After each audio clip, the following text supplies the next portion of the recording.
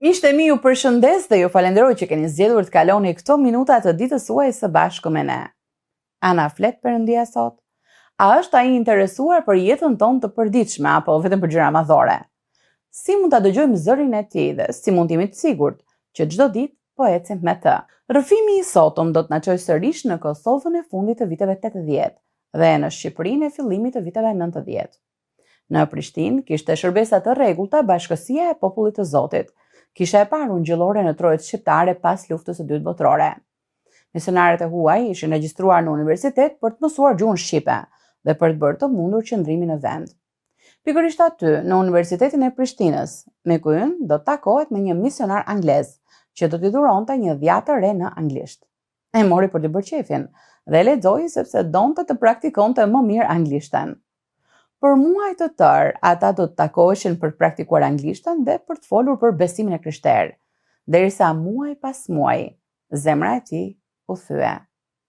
Ai ja dorëzoi veten dhe familjen e tij Perëndis, që e kishte njohur përpara se ai të lindte, dhe që e kishte zgjedhur për të përmbushur planin e tij ndërshqiptar.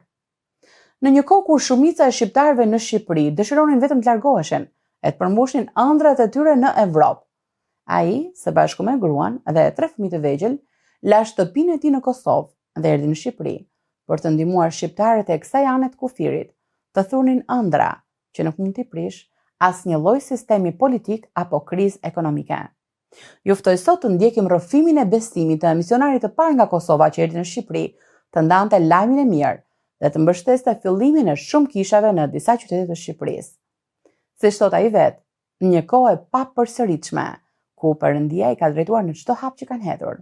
Një histori e treguar me thjeshtësi nga një zemër që edhe sot, pothuajse 40 vite më vonë, vazhdon të thojë: "Po Zot, do të shkojmë ku të na dërgosh ti."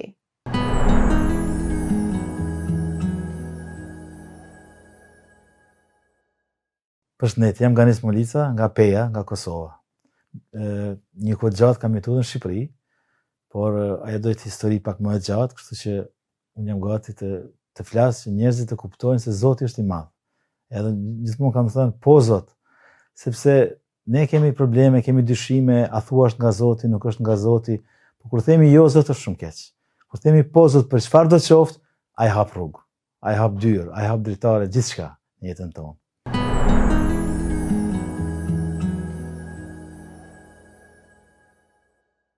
Unë jam lindur dhe jam rritur në Kosovë, në familje muslimane, se shumica kosovare, shqiptare në Kosovë janë musliman.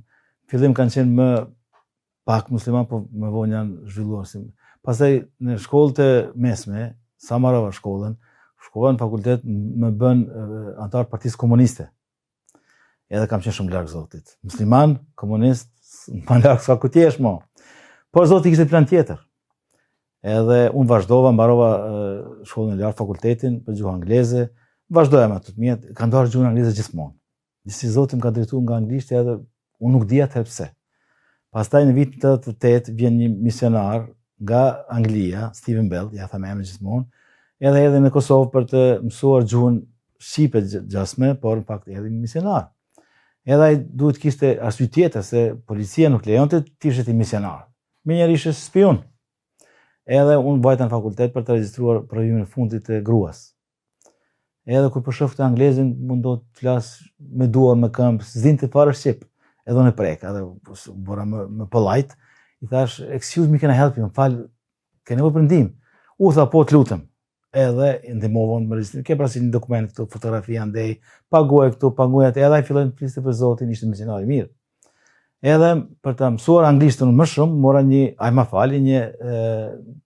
dhjatë të re anglisht. Unë thash mirë, për të bërë qefin, atë si në shqiptar duhet të bëjmë qefin, ke parasysh? A thash po lexoj. Edhe lexova një herë komplet dhjatën e re. Më foli Zoti pak, po jo shumë. Pastaj lexova për së dyti. Fillova të shoh ëndra unë. Si është e mundur ky Zoti, njeri erdhi për mua, unë ku jam unë, Edhe ishte vështirë, nuk ishte lehtë. U bën për 6 muaj që Steven i vinte ke shtëpia jon, bisedonin për Zotin, luteshin bashkë, pastaj u theva. Ka qenë një misionare nga Brazili, Najwa Diba. Ka qenë në Kosovë pare, në Prishtinë. Edhe Steven e njifte atë, edhe unë njohëm me të, shkum tek Najwa, si në Brazili kishte bërë, se kene është ftohtë në dimër, ka pas një dhomë vogël, edhe kishte ndezur atë sobën me dru, e parasysh, edhe aty brenda na bën të pica. Edhe më fliste mu për Zotin bashkë me Stevenin. Pa ja kur fliste për Zotin ajo, dritë shtëpia, ka qenë shumë misionare fort. Edhe në fund tani e gati. Bëri sa pyetje më rreth, bëj lutjen e parë. Unë kam bërë lutjen e parë, i gjunjëzuar, nuk di çka kam thënë, besom. Por di se më Zotin foli. Edhe aty thashun në një mënyrë, thash po Zot. U bëra Zot. Kur dola nga aty, u kthjella unë. Si duke më kohë aftos, thash çka kam bërë tash unë? Familja kështu, shokët andej, isha e martuar me Adilën. Edhe thash, si du të them shokëve, njerë nga të smuan te, ke ndru fe, ke ndru kështu, ke ndru ashtu, je bërë ortodoks, je bërë katolik, sa ti ke ndru, thash, jo, Zotim ka ndru mu. Edhe më kuptuan. Mami im pastaj, mami më ndonë të shumë. Edhe pse më kishte djali madh, s'kishte vlla, mu më thoshte vlla. Edhe më kuptoj, tha, e di nga një që ka bërë, që keni ju, mirë ka bërë ki. Edhe fajta ka Adila fillohet bëhem burr pak më i mirë, se në shqiptar disi jemi, as nuk ndihmojmë enet, as me fëmijët, u bëra më mirë, Zoti filloi të ndryshonte mua, filloi të ndihmoj më shumë, edhe ishte një lumturinë në shtëpi, në familje. Pastaj erdhi Nazhra, edhe mori Adilën në dorë, ata më Nazhra dikën në dorë, Adila bëu besimtare më njëherë. Flet vetën time, Adila vazhdon ndoshta në herë tjetër. Po në Prishtinë ka qenë një kisha Bashkia e Popullit të Zotit, Antoni ka qenë atëherë ato krasniqi pastor, edhe shkuam me Stevenin, unë shkova Antonin, e njihnim se ishte nga Peja, në gjimnaz, Adila ka pas shok klase, edhe filluam takimet të burrave ke shtëpia jonë në Prishtinë. Edhe kishin edhe misionar të huaj, unë punoja më shumë si përkthyes, se s'ishte akoma gati para ashtu. Edhe kaluan 2-3 vjet ashtu ne duke u ngritur me Zotin, duke thënë Zotit po, edhe kur nuk duhet thosh edhe po, sepse rreth ndikonte shumë. Shokët, familja, ande isha komunist, këte isha musliman, ke parasysh. Edhe pse pastaj komunizmi ra, u larguan ato gjëra, edhe pastaj në vitin 92 unë dhe Adila erdhëm në Shqipëri.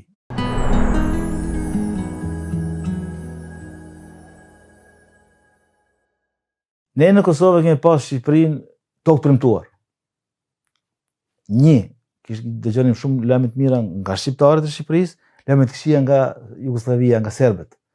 Ata e shanin, natyrisht, ne e donim shumë. Emir Hoxha kemi pas gjithë idhull, po them ta, tamam, shumica shqiptarëve. Edhe donin vinim në Shqipëri, po s'kishim mundësi sepse kishte kufi, ktes na linin, andej nga Serbia na arrestonin menjëherë pse kishin qenë në Shqipëri. Edhe dikur u hap mundësia, vitin 92, kemi arë në shtator Mbrukut, kemi qenë për të parë, edhe u takova me Steve, sepse misionarët që ishin në Kosovë, 12 ishin, 10 erdhen në vitin 91, kur u hap Shqipëria, erdhen këtu. Edhe Steven edhe me ta, edhe unë edhe për të parë Steven, për të parë Shqipërinë, me Adilën, edhe erdhem këtu, ka qenë një befatrof në Vlorë, të më thonë i shtëpi fëmijëve. Shkum në aty kemi ndetë atë natë, po ka qenë shumë të merë. Dhe me thonë, ditë kur ka rënë komunizmi ka qenë shumë keq këtej. Edhe shkum në aty natën dëgjonin britma të fëmijëve, çanin fëmijës, ishin smurë, tjera, pas të Stevenin na mori, na nxori në plazh. Mirë ishte koha, jo shumë e nxehtë, edhe tha, dëgjoj, ngani dhe Adile. Unë kam marrë tash, ai tha në Shqipëri, kam nevojë të vi dikush të më ndihmoj këtu, për të mbjell kisha, për të shpall lajmin e mirë, për të punuar për Zotin. Ato të vini ju, a kishit marrë në konsiderat? Unë mendova, thash Adila, thotë jo me njerë. Po do vini me 3 fëmijë, do vini ne këtu, ati ishte keq, këtu dhe më keq, ta themi trës. Kur pas u lutëm pak, pas një kohë Adila thënë, po vim. Unë po, qa? Ashtu thash, mos është në ndër. Steven tha, do vinë, tha, kam një thirrje të madhe nga Zoti. Mirë, do vinë pas 6 muajsh, një vit. Jo, tha do vim edhe 3 javësh të pushimi shkollës fëmijëve, në janar do vim atëherë. Unë veç e pash Adilën, thash, ngeca. Por Zoti ishte ai. Edhe i tham po. Pastaj u kthym mrapa në Prishtinë, u gati në kishën ku shkonim në Bashkia e Popullit të Zotit. Ka pas takime të ajnteve. Me 15 janar ka qenë, e ajnte edhe Antoni u lut për ne, s'kishte mundësi financiare për të ndihmuar, për lutje kishte.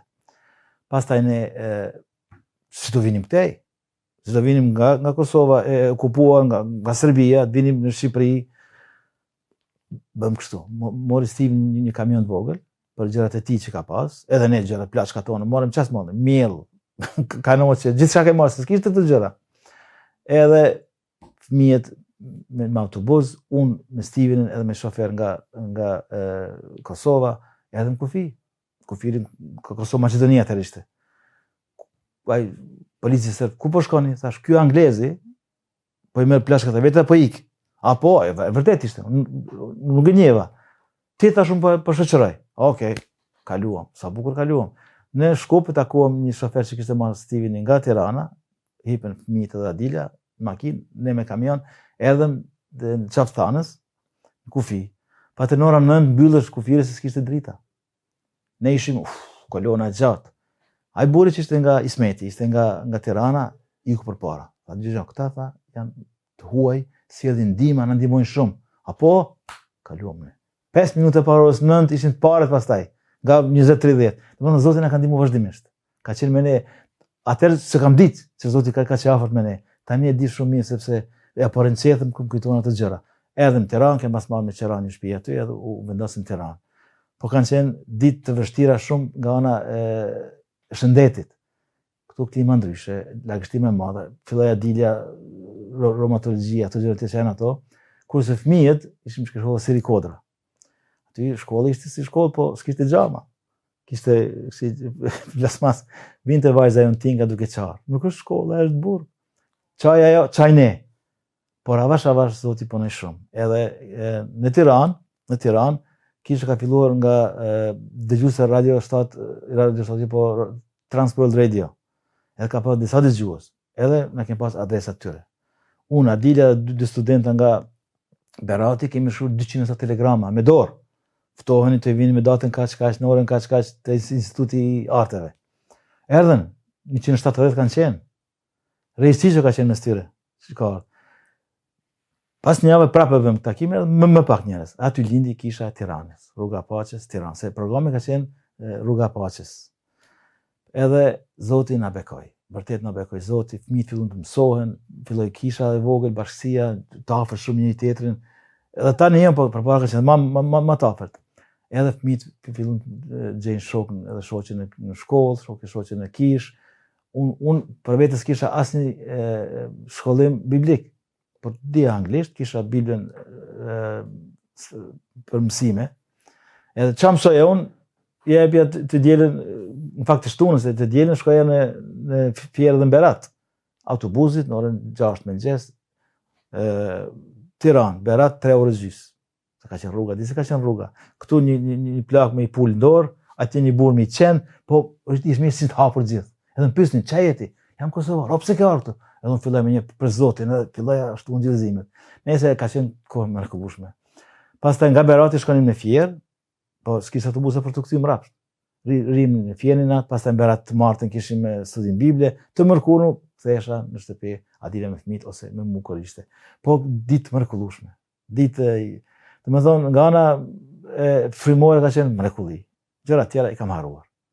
Pastaj natyrisht Shqipëria u zhvillua, u bë më mirë, filloi kisha në Fierë, filloi kisha në Patos, në Vlorë kem pas kish, në Berat kem pas kish, edhe më vonë edhe në Lushnjë, edhe unë shkoja tash banë një makinë, ashtu e Zoti një makinë, pata është interesant, kam pas një misionar nga Hollanda. Po unë s'kisha patent shoferi, ai kishte. Edhe ai vinte ke shtëpia merrte me makinë, një ditë bëra gabim, thash merremen, Steven, ju të huajt vini këtu, keni shofer shqiptar. Tash unë shqiptar, shofer holandez. Ai më holli çesa ato. Holandez janë, tha, ti do hapësh tash. Unë jam shoferit. Tash po predo, domethënë janë gjëra që unë si harroj kur. Edhe pastaj shkonim me të në Lushnjë një herë në javë ose 2 herë në javë. Pastaj u rrit Beti dosti u bë pastor edhe mbeti aty.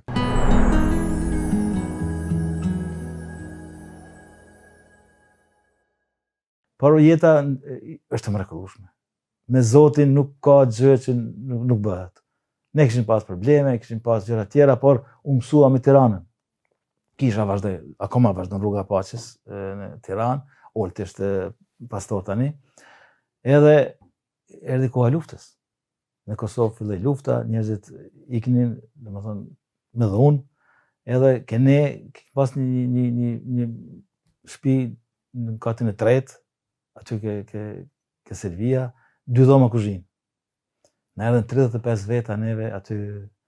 Mami im me 2 vllazër, 1 motër, disa nga Adilja edhe ku do futeshim? 35 veta, një ashtu. Po në atërë Zoti ishte ma, Zoti çoi disa lek, çoi disa njerëz nga jashtë, na ndihmonin, morën 5 shtëpi me qirane për ata njerëzit. Edhe natyrisht Adilja thoshte atyre, ju do vinin kish, se Zoti po ju ushqen. Ç'a bahani ju? Zoti po ju ushqen. Edhe kështu pak si me ashtu. Ata disa musliman, disa ateistë ndaj këtej erdhën. 5 veta u bën besimtar aty. Kjo është ajo që Zoti ka bërë me ta. Dhe të tjerë, po me ne 5 veta u bën besimtar në Tiranë. Edhe ne vazhduam pastaj. Lufta përfundoi, ne shkuam i çum 5-6 kështu fugona morëm, i çum atë me ushqime, me veshmbathje, me gjëra, i çum në Kosovë. Ne u kthym këtu tash edhe me Adilën, çfarë do bëjmë? Kisha këtu shumë e mirë, në rregull, gjërat u bën shumë bukur në çdo aspekt. Unë mbarova i beshën në Durrës, 3 vjet shkollë, u bëra tamam pastor si duhet, edhe njerëzit kishu u rritën me besim, po kishim ata andej tash. Çfarë do bëjmë? Adili çfarë do bëjmë? Fëmijët s'donin të vinin në Kosovë. Jo, do na mësojmë këtu, po kemi shumë mirë, kemi shoqërinë, kemi kishën, jemi rrit këtu, s'donin të vinin. Po ne kemi një thënie që më mbyllën gojën, themi, pa na thret Zoti. Thirrja e Zotit, ai vajza madhe Besiana filli të çante. Po, ky Zoti bën atë ku po ka qef ai. Ke parasysh? Edhe më në fund vendosim që u lutëm një kohë gjatë, e lam kishën këtë vitin 2000, shumë në Kosovë. Fillim shkum Prishtinë, sepse Femisa Kollin, ndoshta njihni, e kam shok edhe më thirr hajde në kishta në Prishtinë, më ndihmon pak. Ne kishim njerëzit në Pej, po s'kishim asnjë ndërtesë asgjë. Në Pej shkonim 2 herë në javë, lidheshim në shtëpi, si kishte vogël. Po në Prishtinë vazhdoja të them, thash Femi, çka ke nevojë ti? Tha, predikim, studim tani vizitash, po ti ai pastor veta unë. Ke parasysh? Po edhe vazhduam aty. Pastaj Zoti çoi disa lek që kishin tepruar nga refugjatët, edhe disa tjera nga jashtë, a beson nuk e di nga kanë ardhur? Dikush ta nga Anglia, dikush, pa u mlodhen lekët dhe blen një shtëpi ku ka qenë kisha e Simo Ralević, ka qenë kishë baptiste, ai ka qenë serb. Edhe po ai kishte ikë, se disa çuna aty nuk kishin sjell. Ne s'ka rëndësi, serbët ikën pastaj. Edhe ka ngela ajo bosh. Tjetra madhër se bukuria, një vajzë nga Prishtina, nga Peja, ishte besimtare dhe kishte marrë atë si drejtuese. Tash si ti them asaj, dil nga shtëpia e serbit, po me shqiptari njashtë, ke parasysh? Tash bukuria, kështu është puna. Ne kemi mundësi me blej këtë pjesë, këtë vend. Ti, nëse do ta marrësh, jo ti është natyrisht. Kam pret 6 muaj. Po, sa ajo mundua të gjente lek diku. Po nuk i gjeti, mbas 6 muaj ta gani hajde këtu. Jam shumë i lumtur, shumë i gëzuar, e bekuar që ti po merr që po vën kish. Edhe nëse shkoj me aprovimin e saj edhe Zotit natyrisht. Edhe morëm në ndërtesën. Tash është ndërtesa jonë, kemi ndërtesën aty. Numrat barelojnë, rriten, bien, njerëzit ikin jashtë, se Peja është më e vogël se Prishtina. Nga Peja shkojmë në Prishtinë për studime, ngelin aty, ose tashmë dalin jashtë.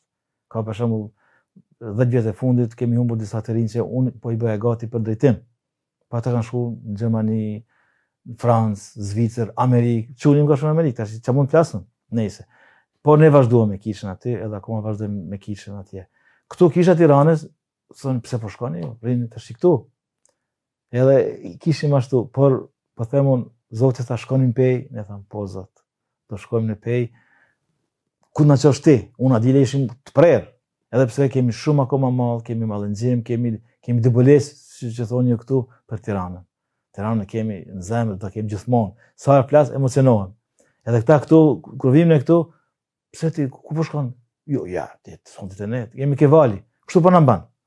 I landa, oltë të tjerë na duan këtu. Por Zoti është ai që vendos për ne. Psalmi thotë 107 duket thotë, kot ndërtojnë ndërtuesit shtëpinë nëse Zoti nuk është aty. Dhe vetëm Zoti është ai që na ka sjell këtu edhe na ka çuar atje. Por shpëtimi im vërtet ka qenë diçka e mrekullueshme, si çdo shpëtim tjetër në fakt. Zoti ka ditë shumë mirë kur do bëjmë besimtarun. Ai ka ditë çfarë mënyrë do bëjmë besimtar, por unë s'kam ditë. Edhe kam qenë kokë fort. I është dashur Stevenit me flas mua 6-7 muaj. Unë për t'ia bërë qefit isha po. Ke parasysh mos prishe me te. Po në fund kur thash po, e di sa është gëzuar Steveni, sa është gëzuar Engjit, sa është gëzuar Zoti. por janë gjëra që unë mund të flas me ditë të tëra për këtë. Sa të mira kemi pas.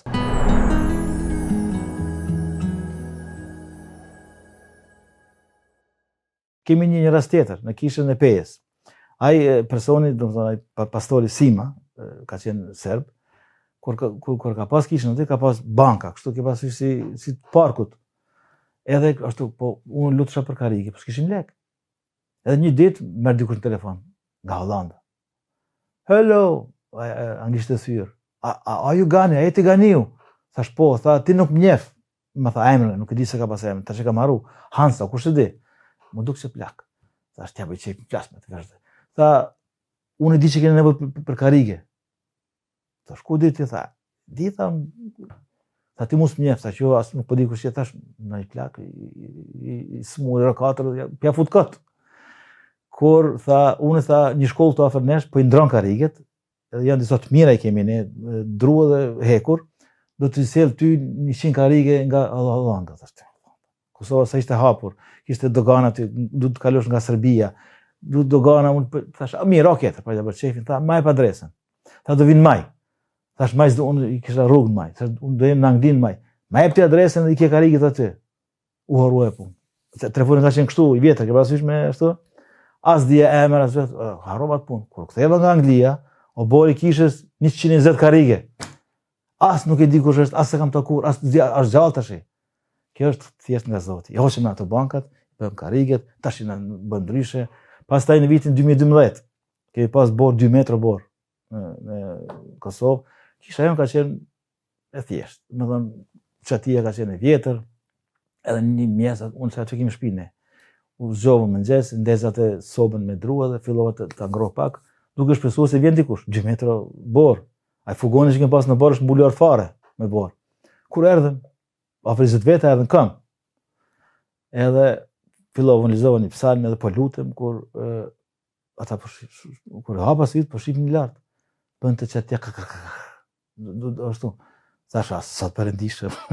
Tha jo, tha pastor, tha kem problem mos po na bjen çatia. Thash po rrim edhe pak pra po shkoj. Kur tha dy çunat kem pas kujtimi edhe Albeni. Tha pastor e di që dielave nuk është mirë të punojmë, s'duhet të punojmë, tha po atë provojmë të heqim pak borën, të shohim çfarë gjen çatia. Hoqën ata borën 7-3 për 2 orë, hoqën borën, ishte prish fare. Po ishte prish. Edhe ne s'kishim lek për ta bërë, kishte vogël, kishte e varfër. U lutem disa nga jashtë na edhe na ndihmuan, u bën ca lek. U bën leket, ne shkuam me qira diku tjetër, për 3-4 muaj kemi bërë kishën e re, kishën e mirë, kemi kishë tamam që duket kishë. Edhe është vend aty ku njerëzit vinë fëmijët e lagjes, marrin mësime për Zotin, kemi plesh, kemi tjetra, kemi pas disa gra, pak akoma 3 aty janë që burrat e kanë vrarë në luftë. E tash unë kur predikoj, thoshën Zoti do të gjithë. I do amerikanët, i do amerikanët, i do shqiptarët, i do serbët. Kështu bënin gjithë. Ata kishin probleme serbët që ja kanë vrarë djalin, e kanë vrarë. Pra vash, ta e panë që Zoti do. Zoti do edhe armikun. Edhe unë i thash, nëse ti thua që je besimtar i krishterë, je i Krishtit, a du t'jesh si Krishti? Po, gjëja e parë që ka bërë Krishti ka falë armiqt. Prandaj shenja e parë që ti je i kthyer në besim është se ti do edhe armiqt. Natyrisht avash. Disa vin akoma, shkojmë marrim, kemi se ca gra plake marrim me fugon. Edhe fugon është një histori tjetër. Kemi pas një misionare nga Hollanda. Tera punonte me fëmijët. Edhe s'kishim mjet transporti, një fugon vjetër kemi pas. Edhe vje baba e saj edhe jema vinë për ta vizituar Terën. Ata besimtar të mrekullueshëm. Edhe ata nga Hollanda më thanë, gani, çka keni nevojë diçka? Tash kemi nevojë për një fugon, nuk këtu shqip. Tha po, luqet i keni nga ne, tha furgonin, tha, s'kam që bëj. Kthehet ai atje, mas 2 javë i thot vajzës vet, kemi gjetur një furgon në Gjermani, 8.000 euro atëherë. Edhe kemi një plan për ta blerë, po mos i thuaj një pastorit se nëse dështon ai zhgënjehet. Kur vin 2 plesh nga kisha e tyre me furgonin na sjellin në shtëpi. E paguajnë doganën, bëjnë doganimin, bëjnë servisin komplet, edhe plus ta kemi në fond akoma ca lek, kur prishes furgoni na ti dërgoj. Akoma kemi furgonin. Do të thonë Zoti punon në mënyrën e tij, në kohën e tij. Ne kot mendoj natyrisht, ne duhet bëjmë gjithçka, por dini shprehje që kur i thua Zotit po, si Isaia, i thot Zoti këtë dërgoj. Ai thot dërgo mua, ndoshta me dyshime, por kur thua po Zotit, ajo është e mrekullueshme.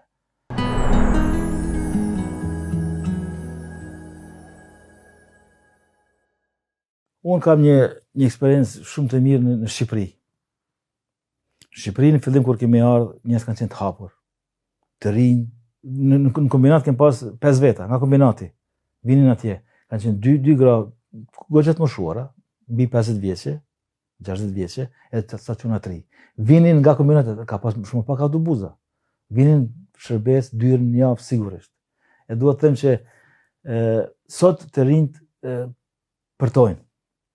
Janë bërë dëmbel në çdo aspekt. Edhe për besimin janë dëmbel. Mendojnë shumë çfarë do bëhet, si do bëhet, por kur Zoti të kap, kur Zoti të thret, thoj po më njëherë. Thoj po më njëherë se ai ka për të mirën tënde. Edhe të rinj, sidomos kam një këshill të mirë që të vazhdojnë vinë kish.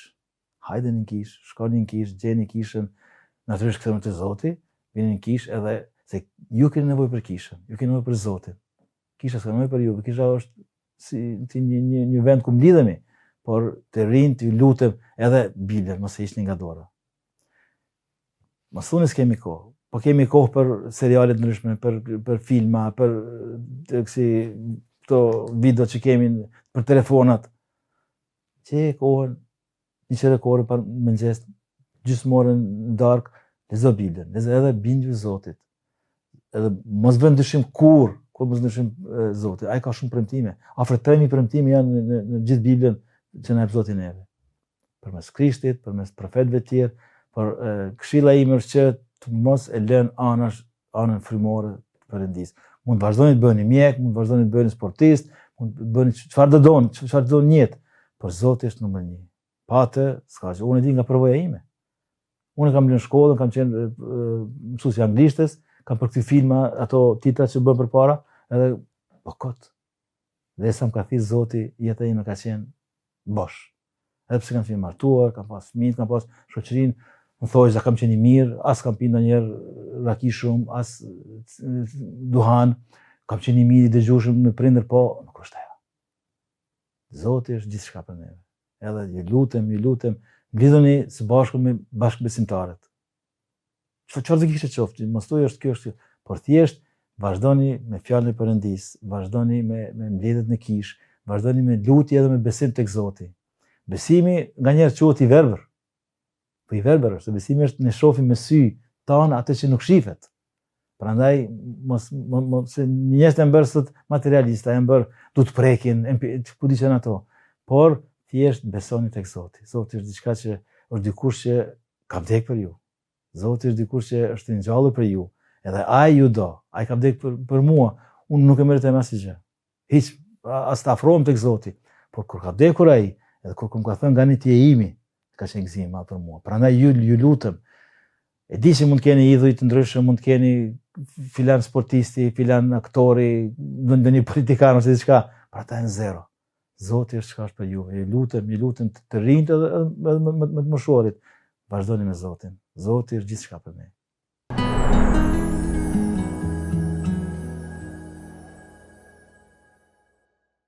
Miku ju na tha sot se jeta pa Zotin nuk ka asnjë vlerë. Është njësoj si të bësh një garë që nuk ka një vijë finishi, apo të ndërtosh një shtëpi pa themel. Pavarësisht arritjeve dhe suksesit njerëzor, jeta pa Perëndin nuk sjell përmbushje. Secili nga ne është krijuar nga Perëndia dhe për Perëndin. E kur kuptojmë këtë të vërtet, çdo gjë duket ndryshe. Sa herë që japim Perëndis kontrollin e jetës tonë, ai e zvendçon konfuzionin me qartësinë e qëllimit të tij, zbrestin e thellë me kuptim dhe na jep drejtim të qartë. Secili nga ne është krijuar për një qëllim që është i përjetshëm dhe jo i përkohshëm.